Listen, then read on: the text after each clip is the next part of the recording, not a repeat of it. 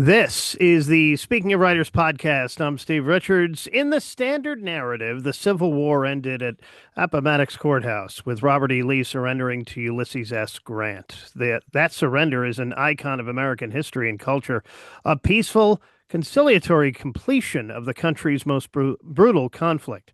The Appomattox surrender was an ending, to be sure, but only one ending.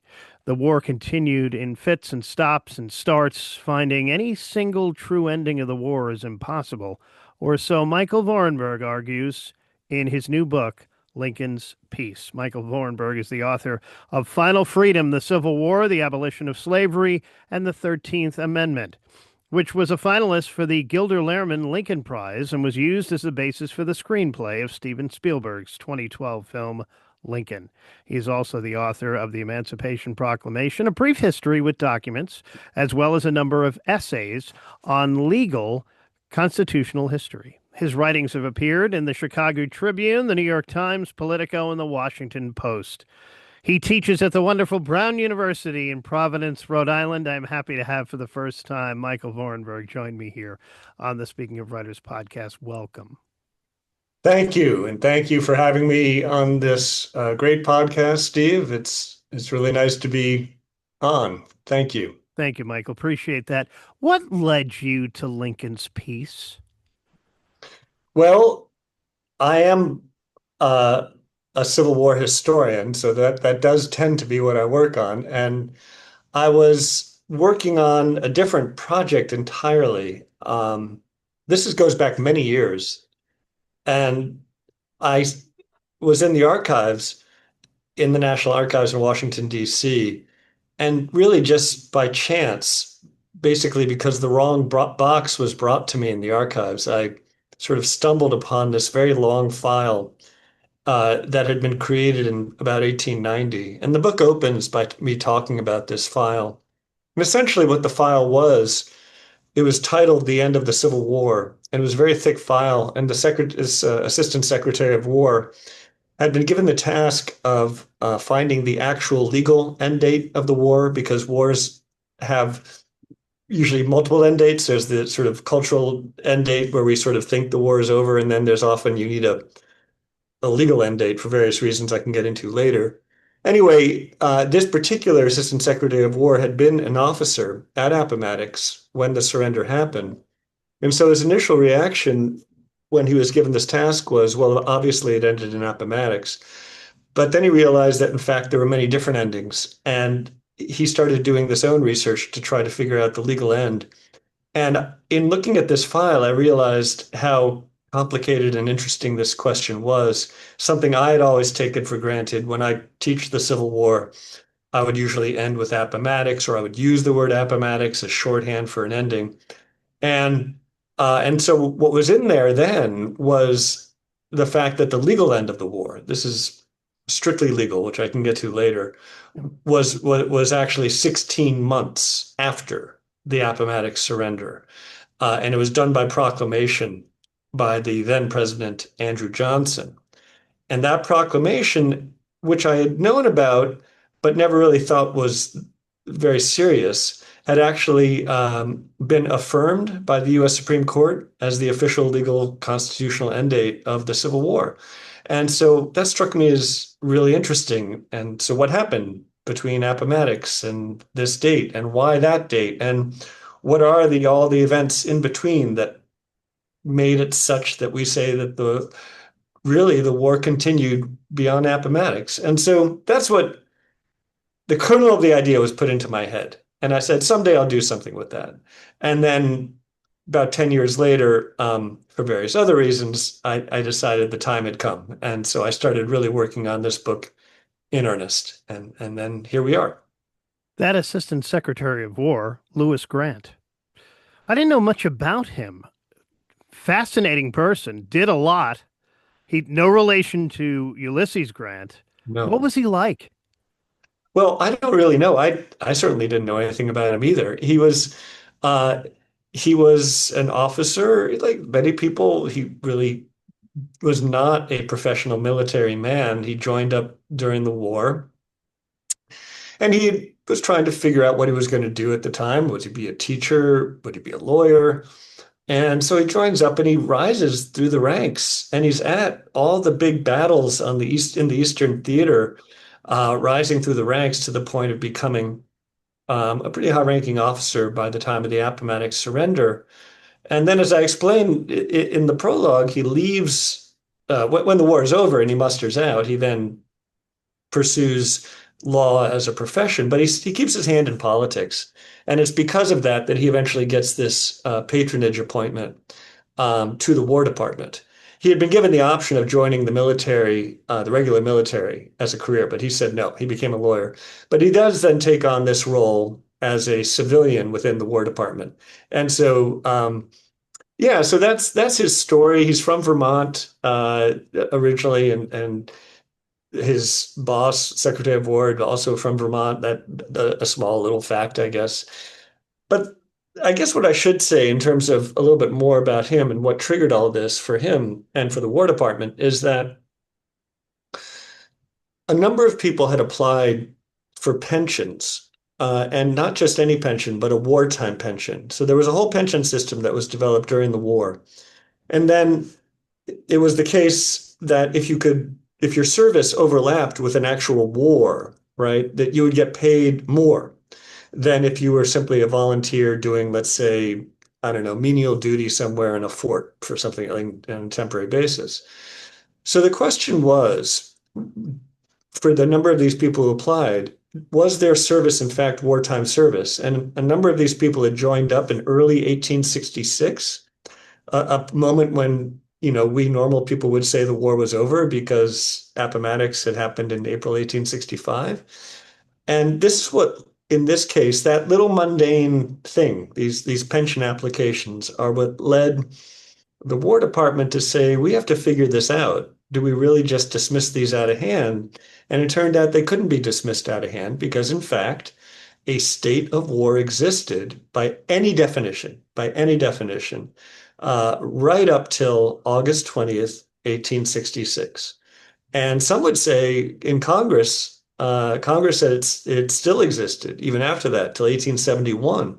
So this question mattered in this way for wartime pensions. It mattered in other ways, for things like soldiers at the time. Do they get to go home or not? And if they signed up to serve until the end of the war, it really matters if the war is over or not. So those are kind of on the ground ways it matters. But then there's really important ways it matters in much more abstract, meta-historical ways that I talk about in the book that matter in many ways philosophically much more, that interested me as much or much more, which is, how do you say, and who gets to say, when a war is over? Any war, really. And if it's a civil war in particular, how does that work? So there's nothing in the US Constitution that spells out how that is to be done. Really very little in the Constitution to explain how wars end generally. And I was writing and working on this at a moment in my life and our lives as Americans when the US had been involved in these so-called forever wars for so many years in Afghanistan, Iraq, and this idea that a forever war was kind of a new phenomenon in the United States, when I was realizing, well, actually, the Civil War has many of these aspects. It's a war we think of as having a neat ending, but it just, as you said in the introduction, in fact, it has these sort of stops and restarts and insurgencies and just like these 21st century wars. And that struck me as a really interesting phenomenon, and I wanted to study more about it, and I wanted to write about it. Michael, I want to come back to a point you made earlier and dive a little deeper into this, the legal end of the war. And also, why does an endpoint matter so much? So the legal end of the war matters just for very strictly legal reasons. Such the mundane reasons are things like I gave, might be a pension. If your enlistment papers say that you serve for, let's say, 3 years or until the end of the war, whichever comes first. And if the war ends, then you're done. So these are kind of technical reasons. But the meaningful reason is this. In a state of war, if the country's in a state of war, you can do things that you can't do in a state of peace. Namely, you can use the army to achieve policy. Now, I should be clear here. I'm talking about the Civil War period and Reconstruction. And this is what was going on during the Civil War and during Reconstruction. The U.S. Army is not only fighting in combat against the Confederacy, it's doing occupation duty across the South. And that occupation duty involves putting down insurgencies, eventually detecting where the next insurgency is going to be and trying to preemptively head it off.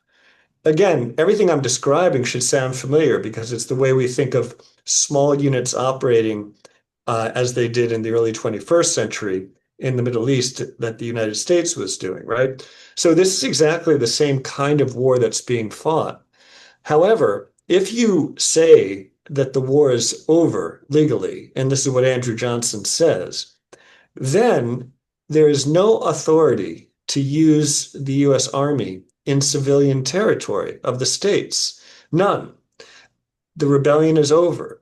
And this is actually what Andrew Johnson is doing. He's trying to end the war so that the troops have no legitimacy being in the South. This is by 1866, by spring of 66, Johnson has revealed himself to himself and to others as someone who wants to end all fighting as quickly as possible, no matter what it takes. And so he's willing to make concessions to the South, and he wants to pull the troops out of the South. This is why he makes the proclamation. So it entirely has the power to undercut the army, which in turn undercuts any hope of reconstruction. Because without force, without the application of force, whatever policy is constructed for the South, and here I'm talking about especially African American freedom, African American suffrage, possible land redistribution, possible disfranchisement of former Confederates, all this requires the application of force that can only be supplied by the US Army. So if you take that force away, if you declare the war over, then the army is there illegally, and that can't be. And in fact, civilian authorities are then within their rights in the South to arrest army officers and enlisted men and imprison them, which actually happens right away after this proclamation by Johnson. So these are the real stakes. If you have a vision for what the nation should look like, great. But it doesn't mean anything without the application of force, which means you need a state of war. Couple of big questions here now. Do you think that it was a big mistake that Lincoln wanted to let the southern states, his words, up easy? And did he take his foot off the gas pedal a little too soon? Yes. Well, so for your listeners and watchers, I should explain. It's helpful that you have a copy of my book just over your left shoulder. So that's nice. And I have one behind me. Yours is better because it shows the whole image. That image is the cover image is from a meeting on March 28th, which takes place at the Union front lines, basically. It's actually on board a ship in the harbor at Grant's headquarters. So the reason I bring that up is because it's in this meeting where where Lincoln, and so we're on March 28th. We haven't reached Appomattox, but the Lincoln, and he's with Grant and Sherman and the Admiral David Dixon Porter. They all know that surrender may be coming soon. And so he's telling his commanders what sort of terms to ask for and what sort of process to use going forward. And one of the things he says, the phrase he uses is what you just said. He says, let him up easy, let him up easy. And the phrase comes from wrestling. Lincoln had been a wrestler in his youth. But more important than just being a really good wrestler is he understood the kind of cultural norms of if you beat your opponent, right? But then you don't stick it to them. You let them up easy. And by letting them up easy, you get their trust, their friendship, and there's an honorable bond between you. Yeah, you were fighting just a minute ago, but now, right, now there's a bond. And I think that is Lincoln's hope when he says, let him up easy. So to your metaphor, did he maybe take the foot off the gas too early, right? So by saying that, by indicating, let us be merciful to the enemy, maybe was he being going too far in Yeah. mercy? And let me also point out that earlier that month, in a much more poetic way, at the second inaugural, he said, with malice toward none. Again, looking toward Reconstruction, this idea, a peaceful Reconstruction, no malice toward the former enemy. So that was his view. Now, Lincoln would live, only for 17, 18 days beyond the meeting that's depicted on the cover. So to say that, he let the foot off the gas is maybe a little too strong because he wasn't really around long enough for us to know what he would have done in practice. We know what he said to do in theory.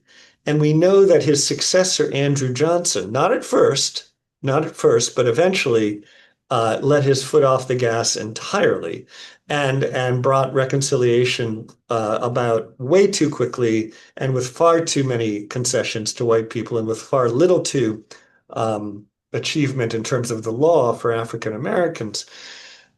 Would Lincoln have done the same? We'll never know. We'll never know. But that message of let him up easy did hang in the air. Absolutely. And he had given that message not only to his commanders, he had given that message publicly in his second inaugural. When Richmond fell on April 3rd, just a few days after that meeting, and he goes to Richmond the day after on April 4th, and he meets with some Southerners, one in particular, and clearly signals, not just signals, I mean, it sort of talks about a particular plan that would make for a hasty reconstruction. So this and Lincoln's, and final last word on this, Lincoln's last speech, which of course no one knew was his last speech, but that's when he talks about a reconstruction that will be speedy and just, speedy and just. So the speedy part is a problem, which I'll come back to. That's being too kind. But he did say just.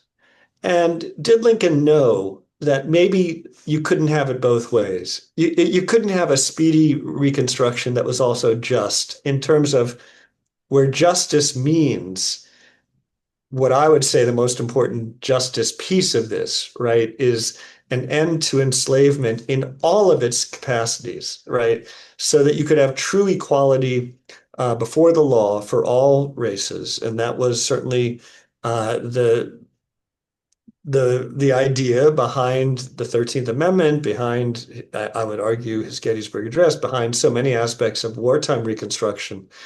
And if that was justice, and how long would such justice take? And it isn't going to be speedy.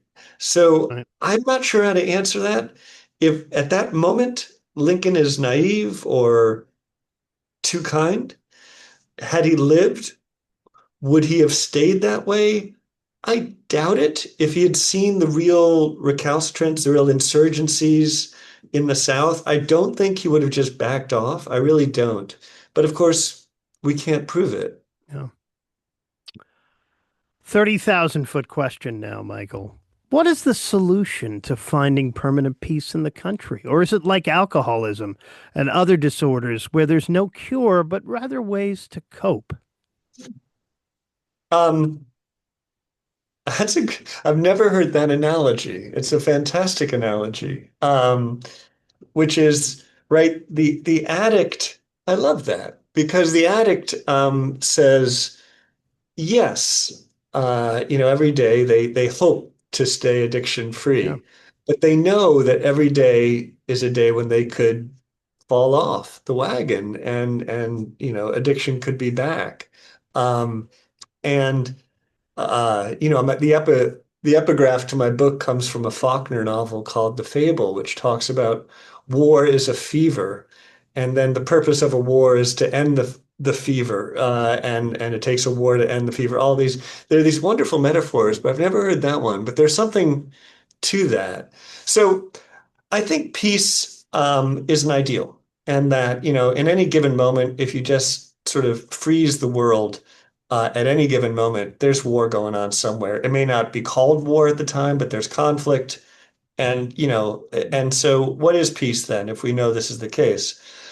And this is actually a very, very old question, and a question that then enters American and international law by the 18th and 19th centuries. And it's something that is very much people would know about if they were international lawyers like William Henry Seward or Richard Henry Dana, as someone who plays a big role in my book. But if you go back to the 1600s in Europe, that's this kind of crucial moment when there came about in this Enlightenment period this notion that humans had the capacity to end all war, to end all war. Now, that dream never goes away, of course, but even the theorists, these Enlightenment era theorists who are the originators of modern ideas of European international law and the wars and the laws of war and the laws of nations, and these are people like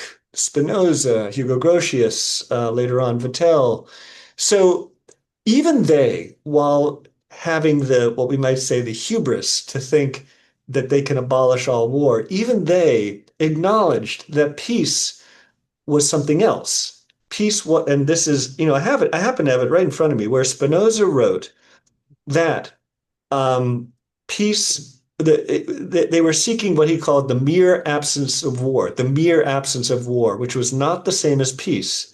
He said, peace, and I'm quoting now from Spinoza, requires a constant will of what ought to be done. In other words, it's something that you are constant, or a society or a world is constantly striving for, Yeah. right? And so it speaks to that notion. It's never something that actually fully comes. It is a process you're always striving for. And Grotius, around the same time, much more famous in international law, wrote, "The soul cannot be kept serene and trusting in God unless it is always looking forward to peace." So that abstract, the ideal of peace must seem real. It has to occupy a space in our brain of being potentially real. And then we strive for it. And of course, along that way, we're going to abolish, or we're going to have the absence of war. So the title of my book, Lincoln's Peace, I wrote that title, or had that title, with that in mind, that of course, real peace, no fighting, some utopian peace never was going to happen.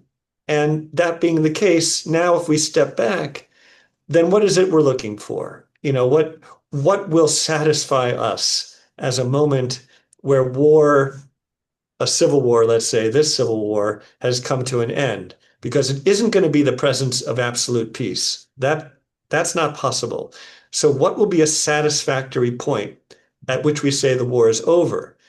And then once you take that posture, which is the posture I had to take, then the question becomes, oh, well, somebody has to set the criteria. And then the question is, who decides? Like, it's like, who gets to call the war? It's like a ref in a game. Who gets to call that the game is over? I remember early on, this didn't make it into the book. I was struck by the difference between European football and, or just soccer, I guess, Yeah. and other sports, where there's this whole notion. I'm not a player and I'm not much of a fan, but this whole notion that you go past regulation time, and when does the game end? And everyone's like saying, well, the game's going to end any minute now, any minute.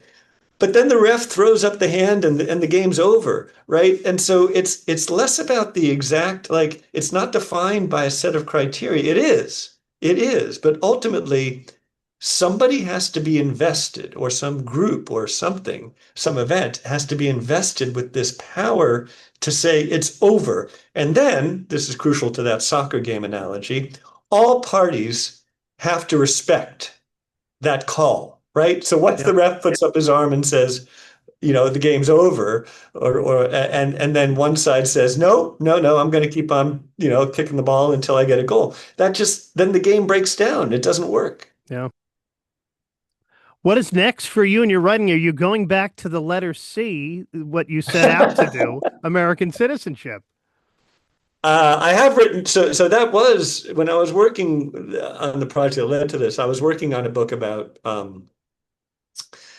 the impact of the Civil War on American citizenship, and somewhat vice versa, that ideas of citizenship informing why people were fighting war. And that issue, of course, is ever present. It's ever present right now. Obviously, the Supreme Court just heard a case. It was actually a procedural matter, but it ties into birthright citizenship. Birthright citizenship is one of the things I'm interested in, and it starts well before the 14th Amendment. And it's something that I was working on, and I have published essays about it that were on the way to that book. I may at some point collect, I may someday do a book about that subject, which will be strictly about how the war has an impact on the notion of how people think about loyalty and citizenship. Civil wars naturally do that. Civil wars force people to make a choice that otherwise they might not have to make. They force people to choose sides. And the Civil War is exactly like that. So I have written some essays about this and articles, but I may go back and do a full book. But my next project actually is something that does come out of this book that I've just done about the end of the war. And it'll probably be a short book about a prison. It's a military prison. It's not a POW camp. It's a military prison. It's akin to today's Fort Leavenworth, which is to say it's a U.S. prison that is mostly for U.S. soldiers who have violated military law. Although also transported there are Confederates of the who are deemed the worst sort. So, for example, um, there are 8 people convicted of the Lincoln assassination of the plot. 4 are hanged and 4 are sent to this prison. So, and it's an island in the middle of the Gulf of Mexico. It's impossible to get to. It is the Guantanamo Bay of the 19th century, and I'm not the first person to call it that. So it's basically where you send people so they can be forgotten about. Mhm. And that's so I've been working on that project for some time, and I want to write that up into a book. And it has a lot of relevance to today in terms of thinking about incarceration, but also in terms of thinking about these questions of um, justice and war, because who ends up there and for what reason do they end up there? And a lot of them, just to give you an example that ties back to this book. So a lot of soldiers who think that the war is over after Appomattox, they head home. And then it turns out they get arrested for desertion. And they say, I thought the war was over.